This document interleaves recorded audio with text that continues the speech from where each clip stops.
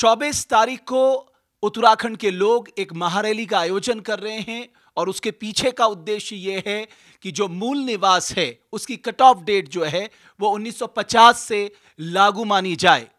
इस व्यवस्था में मैं कहूंगा बहुत सारे बदलाव आए हैं और उससे उत्तराखंड के लोगों को अपने अधिकार कमजोर होते दिखाई दे रहे हैं।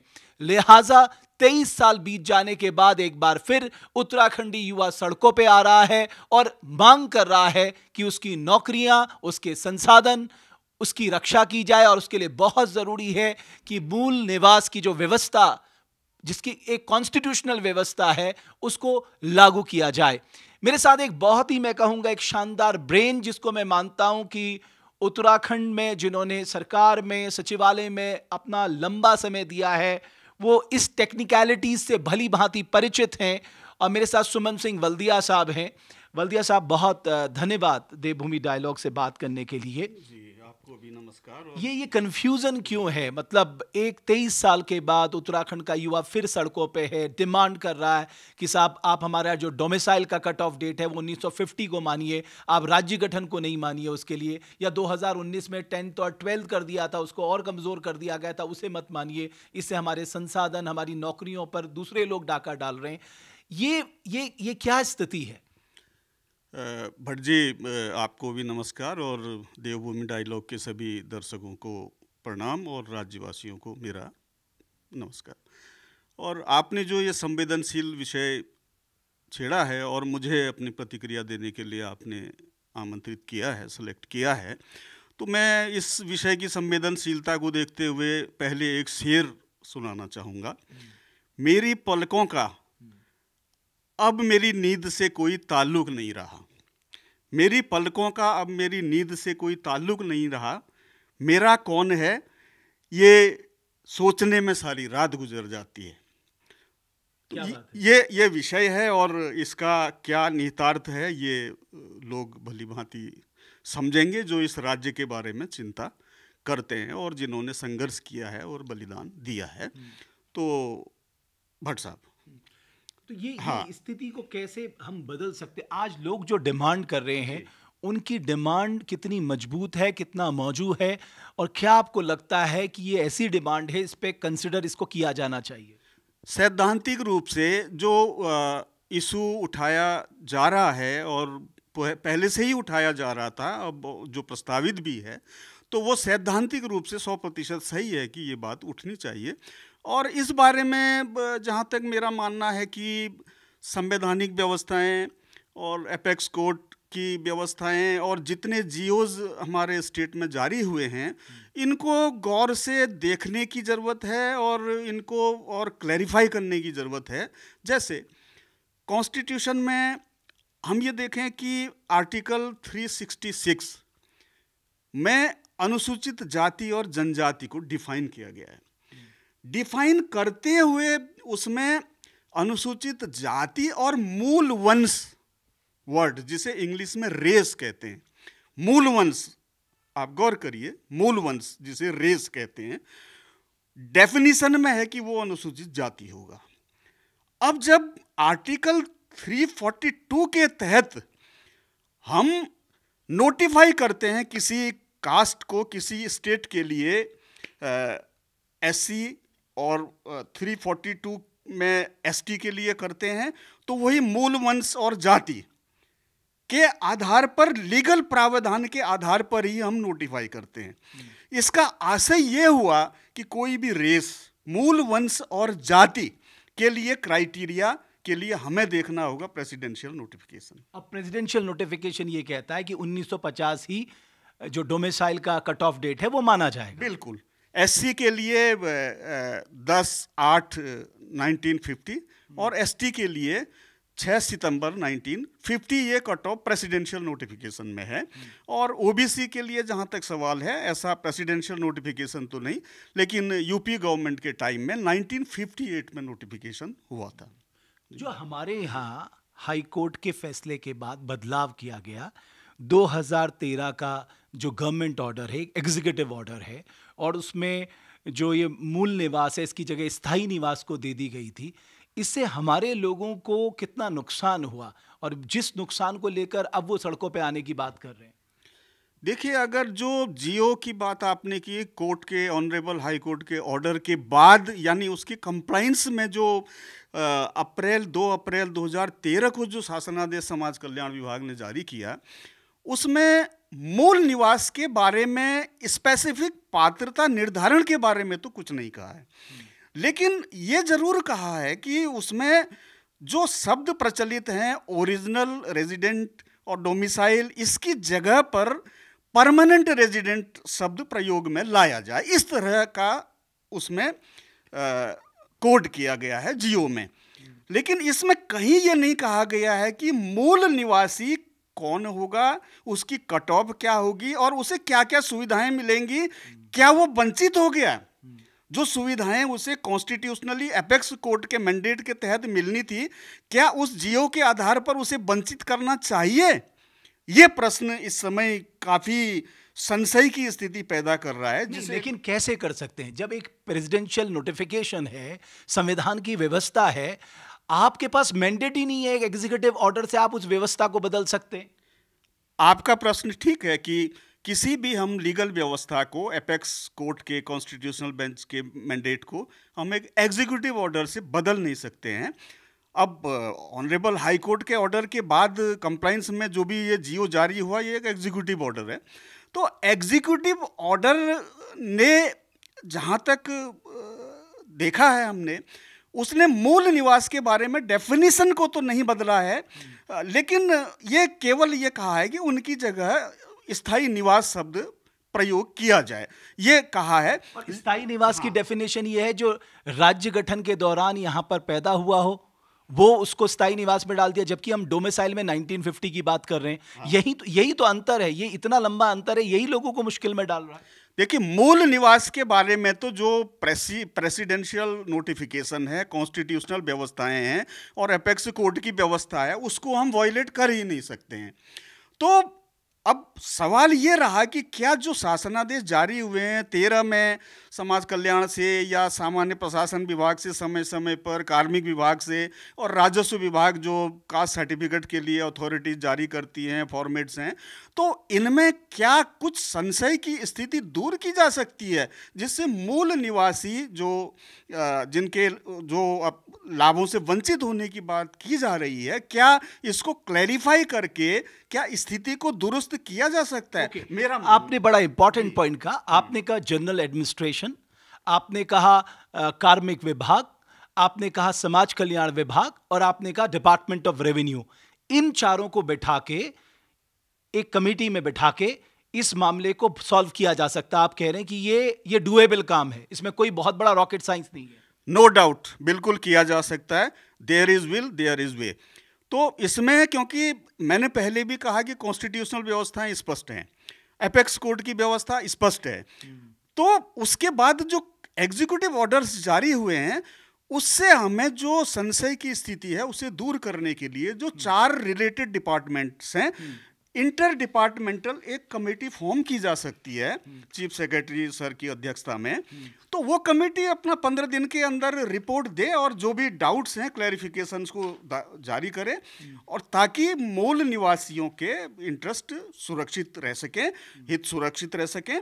और एक बात मैं और क्लियर करना चाहूँगा कि एक भ्रम की स्थिति ये भी है कि क्या स्थायी निवास प्रमाण पत्र धारक और इस स्थायी निवास प्रमाण पत्र के आधार पर जाति प्रमाण पत्र लेने वाले लोग जो प्रेसिडेंशियल नोटिफिकेशन से आच्छादित नहीं है, क्या उन्हें सेवाओं में आरक्षण का लाभ मिलेगा?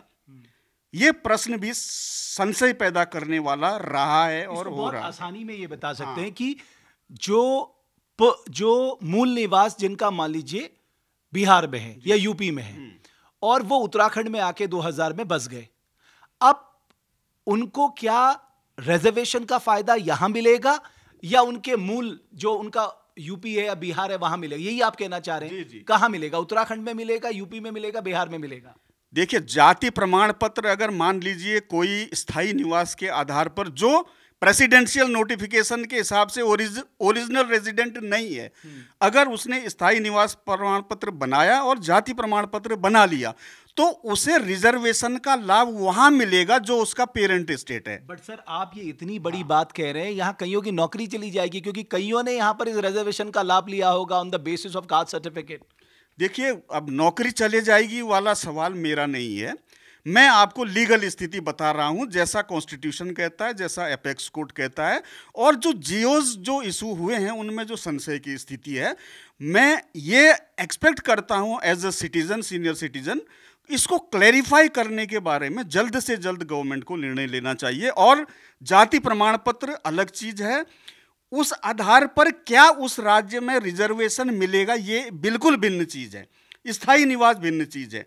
और इन जियोस के आधार पर मूल निवास वाला जो क्राइटेरिया जो प्रेसिडेंशियल नोटिफिकेशन ने सेटल किया है वो न तो इसमें बदला गया है न बदला जा सकता है, इसीलिए इसको। बट हमने 2012 में जब हाई कोर्ट का ये डिसीजन आया, जिसके बाद मैं देख रहा हूं ये 2 अप्रैल 2013 को ये जो एग्जीक्यूटिव ऑर्डर जारी किया गया, हमने उसे चैलेंज क्यों नहीं किया साहब? जब हम कोर्ट को एक, भाई हाई कोर्ट को अगर हम सुप्रीम कोर्ट की ये व्यवस्था बता देते कि साहब सुप्रीम कोर्ट की व्यवस्था ये है, हम सुप्रीम कोर्ट के खिलाफ थोड़ा जा सकते हैं, हमने उसे अपील में क्यों नहीं डाला? हमने तो हाई कोर्ट के कॉम्प्लायंस करके एक एग्जीक्यूटिव ऑर्डर जारी कर दिया और अपने लोगों की भावनाओं से मैं कहूंगा एक तरह से खिलवाड़ किया। ये 2013 की मैं अगर बात बताऊं, देखिए, जहां तक मेरी अपनी जानकारी रही है सेवा के दौरान, और इससे पहले भी ऑनरेबल हाई कोर्ट के ऑर्डर्स इस तरह के आए थे, और जिस पर स्टेट गवर्नमेंट ने उस पर अपील या एसएलपी फाइल की थी।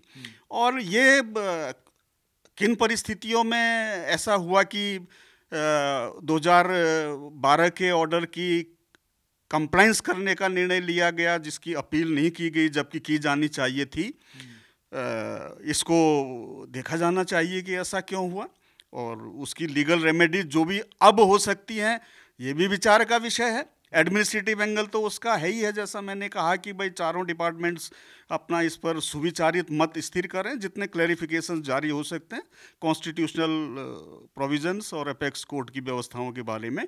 और एक बात और मैं कहना चाहूँगा, इस बारे में माननीय स्वर्गीय प्रकाश पंजी की अध्यक्षता में भी विधानसभा की एक कमेटी बनी थी, उनकी भी रिकमेंडेशंस पहले रही हैं, और भारत सरकार ने भी इस बारे में बहुत क्लैरिफिकेशन जारी किए हैं। 1982 का, 1994 का क्लैरिफिकेशन है, और 1977 का भी एक जियो है गृह मंत्रालय का जिसमें व्यवस्थाएं स्पष्ट की गई हैं, उनका भी मिस इंटरप्रिटेशन उत्तराखंड में हो रहा है, तो इनको भी स्पष्ट रूप से देखे जाने की व्यवस्था है। मेरा आशय ये है कि जो मैं 1982 और 1994 के क्लैरिफिकेशन जो गवर्नमेंट ऑफ इंडिया के हैं उनकी ओर इशारा इसलिए कर रहा हूँ, वो आदेश ये सुविधा देते हैं कि अगर कोई व्यक्ति माइग्रेंट होकर अपने पेरेंट स्टेट से दूसरे राज्य में जाता है तो वहाँ पर उसे वहाँ के नॉर्म्स के हिसाब से स्थायी निवास और जाति प्रमाण पत्र इशू किया जाए ताकि उसे दिक्कत ना हो। लेकिन सेवाओं में आरक्षण की सुविधा उसे वहीं मिलेगी जो उसका पैतृक राज्य है, जो प्रेसिडेंशियल नोटिफिकेशन अलाउ करता है। यही व्यवस्था भारत सरकार की रही है क्लैरिफिकेशंस की, यही कॉन्स्टिट्यूशनल प्रोविजन भी हैं और यही एपेक्स कोड की व्यवस्थाएं भी हैं। जी बल्दिया साहब, एक और मैं सवाल जानना चाहता हूं।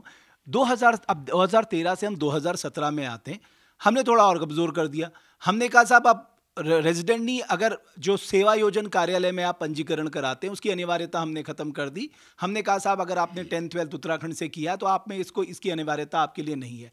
ये करने की क्या जरूरत थी, क्योंकि अमूमन हमारे लोग तो रजिस्ट्रेशन कराते ही थे। अब साहब कोई भी आके यहाँ पर 10th-12th कर लेगा, यहाँ के सर्विसेज पे उसको मौका मिल जाएगा, तो हमारे लोग कहाँ जाएंगे? देखिए, आपका सही प्रश्न है, प्रासंगिक है, और वास्तव में इसके पीछे का बैकग्राउंड ये है कि 2010 में एक नियमावली बनी थी क्लास 3 के लिए, वांछनीय और अहर्ता नियमावली बनी थी। तो उसका नियम 4(1) था, उसमें ये व्यवस्था थी कि खासकर क्लास 3 और क्लास 4 की नौकरियों के लिए स्थानीय सेवायोजन कार्यालयों में पंजीकरण जरूरी होगा। लेकिन ये 2017 में उसमें अमेंडमेंट आया, और अमेंडमेंट ये आया कि भाई उसकी जगह हाई स्कूल और 10th जो भी उत्तराखंड में स्थित संस्थाओं से करेगा वो भी आवेदन कर सकता है। और उसमें 2019 में एक अमेंडमेंट और आया जिसमें जो उत्तराखंड के ओरिजिनल रेजिडेंट जो बाहर माइग्रेट हो गए हैं, अगर वो प्रेसिडेंशियल नोटिफिकेशन के क्राइटेरिया में आते हैं तो वो भी क्लास 3 के लिए आवेदन कर सकते हैं। तो इस तरह के संशोधन उसमें हुए। और बेसिकली देखा जाए तो अन्य राज्यों की व्यवस्थाओं को भी देखा जाए तो क्लास 3 और क्लास 4 के लिए एम्प्लॉयमेंट कार्यालयों में रजिस्ट्रेशन की व्यवस्था सामान्यतः होती है और होनी चाहिए। जो हमने जिस पे हमने कहा कि जरूरी नहीं है। अब हमारे पास रास्ता क्या है? आपने कहा साहब एक इंटर डिपार्टमेंटल कमेटी बना दी जाए जिसमें जनरल एडमिनिस्ट्रेशन से जुड़े लोग हों, जिसमें रेवेन्यू डिपार्टमेंट के हों, जिसमें समाज सोशल जस्टिस के डिपार्टमेंट के लोग हों, या जिसमें कार्मिक से जुड़े लोग हों। अब हमारे पास इस मामले में क्या, देखिए अपील के लिए 90 दिनों का समय होता है, वो 2013 में हमारे हाथ से चला गया। हम अभी वुमेन रिजर्वेशन के मामले में हम एक ऑर्डिनेंस लेके आए। क्या हम अपने मूल निवासियों के अधिकारों की रक्षा के लिए ऑर्डिनेंस के रूट में जा सकते हैं? क्या ये हमारे पास एक रास्ता है? देखिए, मैंने आपको पहले एडमिनिस्ट्रेटिव तरीके से हम इस समय रेमेडी इमीडिएट क्या कर सकते हैं, वो तो इंटर डिपार्टमेंटल कमेटी वाला एक विकल्प गवर्नमेंट के सामने है, जो मेरा एक सजेशन भी होगा। और बाकी लीगल रेमेडी के बारे में जो भी आप लेजिस्लेशन में जाने की बात, ऑर्डिनेंस लाने की बात, बिल रखने की बात की जा सकती है, वो तो स्टेट का अपना क्षेत्राधिकार है ही है। तो इसमें तो कोई दो राय नहीं है। तो ये हम कर ही सकते हैं, जैसा हमने महिला रिजर्वेशन और अभी हम आंदोलनकारियों के लिए हाउस में टेबल है और प्रवर समिति को वो संदर्भित है। तो ये हम ऑप्शन में जा ही रहे हैं। तो इस लाइन पे भी कार्रवाई पर विचार विधिक मत लेने के बाद किया ही जा सकता है, इसमें कोई दो राय नहीं है। तो मैं ये समझूं कि वोट बैंक की पॉलिटिक्स के चलते ये सारी चीज़ों को कमज़ोर किया गया। हमारे पास मौका था 2013 में, हम हाई कोर्ट के डिसीजन को चैलेंज कर सकते थे, हम एसएलपी सुप्रीम कोर्ट पे दायर कर सकते थे, 2 जजेस बेंच पे जा सकते थे, हमने वो नहीं किया। जबकि मैं देख रहा हूं कि समाज कल्याण विभाग, जिसका कि वो मैंडेट ही नहीं है, वो जनरल एडमिनिस्ट्रेशन विभाग के मैंडेट पे पहुंचकर वो बहुत एग्रेसिवली बहुत सारी चीज़ें उसमें लिख रहा उस एग्जीक्यूटिव ऑर्डर में। तो इसका मतलब ये बहुत ही ज़्यादा हाईली पोलिटिसाइज मुद्दा था उस दौर में भी, और कोई ताकत थी जो इसको डायरेक्ट कर रही थी। देखिए, मैं जहाँ तक मेरी जानकारी है, समाज कल्याण डिपार्टमेंट में भी रहा हूँ, मैं कार्मिक में भी रहा हूँ, जीएडी में भी रहा हूँ। तो इसमें जहाँ तक मेरी जानकारी है, इस जीओ को जारी करने से पहले जब ऑनरेबल कोर्ट का निर्णय आया था, तो उस पर जो भी एडमिनिस्ट्रेटिव डिपार्टमेंट की टिप्पणी थी, प्रपोजल था, और उसके बाद लॉ डिपार्टमेंट की ओपिनियन थी। लॉ डिपार्टमेंट की ओपिनियन क्या थी? वो स्पष्ट ओपिनियन थी कि इस ऑर्डर की कंप्लायंस न करके इसके अगेंस्ट अपील या एसएलपी में जाए। 2012 में हाई कोर्ट के डिसीजन के बाद लॉ डिपार्टमेंट की ये ओपिनियन थी और जनरल एडमिनिस्ट्रेशन की ये ओपिनियन थी कि इसको कंप्लायंस में ना जाके इसको चैलेंज किया जाए। लॉ की, डिपार्टमेंट ऑफ लॉ की, मतलब उन्होंने कहा जो डिपार्टमेंट ऑफ लॉ है कि आप साहब इसका कॉम्प्लाइंस मत करिए, ये अनकॉन्स्टिट्यूशनल लग रहा है, इसके लिए आप सुप्रीम कोर्ट का दरवाजा खटखटाइए। हाँ, लॉ डिपार्टमेंट का ओपिनियन तो ये था ही था कि कंप्लाइंस की जगह इसका अपील में जाया जाए, क्योंकि लॉ डिपार्टमेंट के ओपिनियन को भी दरकिनार कर दिया तत्कालीन सरकार ने। अब इस पर मैं टिप्पणी नहीं करूंगा, लेकिन जहाँ तक मेरी जानकारी है, लॉ डिपार्टमेंट की ओपिनियन ऐसी थी जैसा मैं बता रहा हूँ आपको। तो और दूसरा प्रश्न ये कि इसमें, क्योंकि आपने जैसा बताया कि ये विषय जो है 4 डिपार्टमेंटों से संबंधित है, जीएडी, कार्मिक, समाज कल्याण और राजस्व विभाग। तो जब अप्रैल 2013 का ये शासनादेश जारी हुआ है, तो उसमें स्थायी निवास, डोमिसाइल, परमानेंट रेजिडेंट, इसके बारे में जो भी स्थिति क्लियर करने का प्रयास किया गया है, मेरी जानकारी के हिसाब से सामान्य प्रशासन विभाग का इसमें औपचारिक मत नहीं आया था, जबकि कार्य बंटवारा नियमावली के हिसाब से वो मैंडेट उनका था। कल एक गवर्नमेंट ऑर्डर में देख रहा था, उसमें ये लिखा था कि भाई जिनके पास मूल निवास है उनको स्थायी निवास देने की कोई ज़रूरत नहीं है। ये तो इसमें तो कोई कन्फ्यूज़न था ही नहीं कि साहब वी आर ए परमानेंट, आपके पास मूल निवास है, आपके पास डोमिसाइल है, आप क्यों स्थायी निवास दोगे? क्योंकि मूल निवास 1950 का है और स्थायी निवास 2000 का है। तो आपको लग रहा है कि ये बात समझ में नहीं आई, इसका मतलब क्या था, किसी को समझ में नहीं आया? नहीं, ये तो खैर क्लैरिफिकेशन क्यों करना पड़ा, ये दुविधा की बट इस क्लैरिफिकेशन की जरूरत ही नहीं था, ये तो अपने आप में ही क्लियर है बिल्कुल। अगर आप एक लेमैन की तरह भी सोचें तो जो मूल निवासी का प्रमाण पत्र अपने पास रखा हुआ है और उसे स्थायी निवास प्रमाण पत्र मांगा जाए, ये तो हास्यास्पद स्थिति भी है, जिसे जियोज में पहले क्लियर किया हुआ था। ये तो आम कॉमन मैन की भी सोचने की स्थिति है। तो क्लैरिफिकेशन करना पड़ा ताकि भ्रम दूर हो, ये भी ठीक है, लेकिन अन्य चीज़ों के बारे में भी क्लैरिफिकेशन जल्द से जल्द जारी होने चाहिए, और ताकि ये मूल निवासी के हितों पर ज्यादा दिनों तक इस तरह कुठाराघात न हो और स्थिति स्पष्ट हो सके। बलदेव साहब, बहुत ही धन्यवाद आपका। I think you are the best brain जिसने कार्मिक डिपार्टमेंट में ये आपका समाज कल्याण विभाग है, आपका जनरल एडमिनिस्ट्रेशन है, तीनों डिपार्टमेंट में आपने काम किया है। मुझे नहीं लगता आपसे बेहतर, आपने राजस्व में भी किया। आई थिंक ये चारों डिपार्टमेंट इससे जुड़े हुए हैं, आपसे बेहतर व्यक्ति कोई नहीं होगा जो इस बारे में टिप्पणी कर रहा हो। तो वल्दिया साहब को आपने सुना, पॉलिटिशियंस ने हमेशा अपने राजनीतिक हानि और लाभ को सबसे ऊपर रखा, और उस हानि लाभ के विरोधाभास में उसने यहां के मूल निवासियों के हितों पर कुठाराघात किया। यह मैं इसलिए कह रहा हूं, अगर 2013 में जब ये हाईकोर्ट का डिसीजन आया तभी इसे चैलेंज कर दिया जाता और संवैधानिक व्यवस्था का हवाला दे दिया जाता तो शायद ये बात वहीं खत्म हो जाती। लेकिन हमने उसको कॉम्प्लाइंस में लेके आए, बाद में जाके कुछ और बदलाव हमने किए, और आखिरकार आज स्थिति यहां पहुंची है कि उत्तराखंड का युवा, उत्तराखंड के लोग सड़कों पे आने की बात कर रहे हैं। वो कह रहे हैं कि साहब डोमिसाइल की कट ऑफ डेट जो है वो 1950 लागू मानी जाए। बहरहाल ये मुद्दा राजनीतिक है, लेकिन हमारे जो एक्सपर्ट थे उन्होंने बहुत इंपॉर्टेंट दो बात कही। उन्होंने कहा साहब आप एक इंटर डिपार्टमेंटल कमेटी बनाइए, उस कमेटी में 4 डिपार्टमेंट के लोगों को शामिल करिए, और उसके बाद ये जो भ्रम की स्थिति है, ये जो कंफ्यूजन की स्थिति है, इसे दूर किया जाए। और साथ ही साथ जो लेजिस्लेटिव कॉम्पिटेंस है विधानसभा का, उसका हम उपयोग कर सकते हैं यहां पर, क्योंकि ये बात हमारे उत्तराखंडियों के अधिकारों की है, उनके अधिकारों को संरक्षित करने की है। जल, जंगल और जमीन की जो उनकी स्थिति है उसको संरक्षित करने की है। तो मैं समझता हूं सरकार इसमें फैसला ले, और जाहिर है लोगों के बीच में जो संशय है उस संशय को भी दूर करने की कोशिश करें। बहुत बहुत धन्यवाद आप सभी का हमारे इस खास इंटरव्यू को देखने के लिए।